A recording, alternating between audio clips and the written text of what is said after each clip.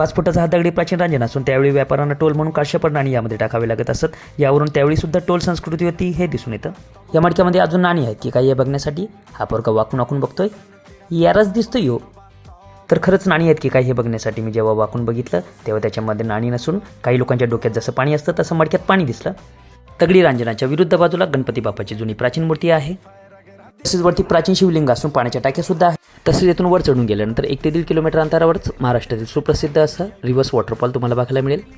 Reverse वॉटरफॉलला बंदी घातली गेली असल्यामुळे तेथील असणाऱ्या स्थानिक सुरक्षा रक्षक यांनी आम्हाला वरती जाऊ दिले नाही. काकांना खूप मस्का लावण्याचा प्रयत्न केला पण तरीही काका काही ऐकले नाही म्हणून गप आपली बॅग घेतल्याने मी माझ्या घरी निघालो. परतीच्या प्रवासामध्ये निघत असताना अमिताभ बच्चन सर यांच्यासारखी एक पोज मारली. हाय साला हाय. पण मी तर विसरलो होतो मी शाहरुख खानचा फॅन आहे म्हणून हाताने बखुंडावरती करत पुन्हा शाहरुख खानची पोज मारली. या सुंदर अशा कलाकृतीचा निरोप घेत मी माझ्या घरी निघालो. तर व्हिडिओ आवडल्यास सर्वांनी लाईक आणि शेअर करा. टाटा.